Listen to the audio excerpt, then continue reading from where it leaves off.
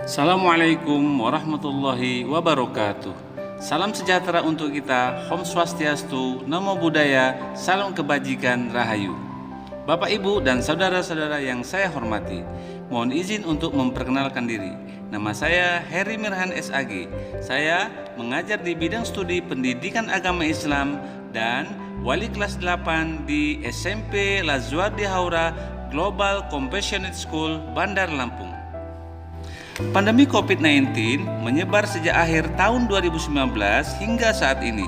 Terhitung 193 negara telah berjuang untuk melawan serangan virus corona yang tidak pandang bulu. Virus COVID-19 adalah penyakit menular yang disebabkan oleh jenis coronavirus yang banyak menyerang lansia. Virus ini sebenarnya bisa juga menyerang siapa saja, mulai dari bayi, anak-anak, hingga orang dewasa. Virus corona ini menyebabkan gangguan ringan pada pernapasan, infeksi paru-paru berat, hingga kematian.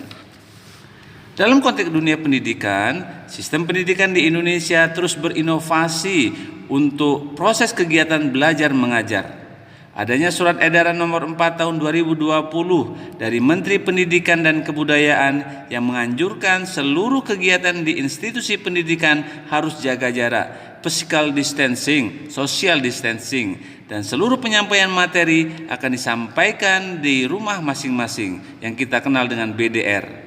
Hal ini sebagai upaya untuk mencegah penyebaran pandemi COVID-19. Pemerintah juga mengeluarkan kebijakan agar sekolah-sekolah meminta siswanya untuk belajar di rumah, learning from home. Pembelajaran daring sebagai pilihan sistem pembelajaran tanpa tatap muka secara langsung antara guru sebagai tenaga pendidik dan siswa sebagai peserta didik. Guru harus memastikan kegiatan belajar mengajar tetap berlangsung meskipun siswa berada di rumah. Guru dituntut dapat mendesain media pembelajaran sebagai inovasi dengan memanfaatkan media daring.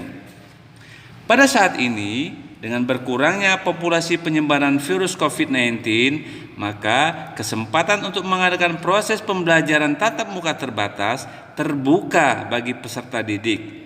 Namun demikian, penerapan protokol kesehatan harus tetap diterapkan secara ketat dengan memakai masker, cuci tangan, physical distancing, dan social distancing. Selain itu, yang tak kalah penting adalah bagaimana mendesain pembelajaran tatap muka terbatas atau yang kita kenal dengan PTMT lebih efektif bagi peserta didik. Untuk menjawab permasalahan ini, maka yang paling utama dilakukan adalah bagaimana menyiapkan fasilitas yang akan digunakan oleh peserta didik untuk proses belajar, seperti tersedianya ruangan kelas yang steril, yang sudah didisinfektan, menyediakan cuci tangan, dan hand sanitizer. Selain itu, kesiapan para guru dalam menyambut peserta didik ketika mereka tiba di sekolah. Hal ini dilakukan sebagai upaya untuk mencegah klaster baru adanya penyebaran COVID-19. Pada masa pembelajaran tatap muka terbatas, proses pembelajaran yang kami lakukan yang utama adalah bagaimana memulihkan kondisi mental, spiritual, sosialisasi, serta adaptasi peserta didik dengan lingkungan sekolah. Adapun kegiatan yang kami lakukan diantaranya resetting Quran sebagai upaya untuk memberikan ketenangan hati dan jiwa, ratiban sebagai wasilah untuk selalu mempertebal keimanan para siswa, dan untuk penanaman nilai-nilai religiusitas bagi peserta didik. Kemudian yang kami lakukan juga upacara bendera dilakukan sebagai penanaman nilai-nilai kebersamaan dan kebangsaan serta cinta tanah air. Melakukan bubble coaching kepada peserta didik tentang pengalaman selama belajar daring maupun luring, harapan-harapan mereka untuk pembelajaran selanjutnya.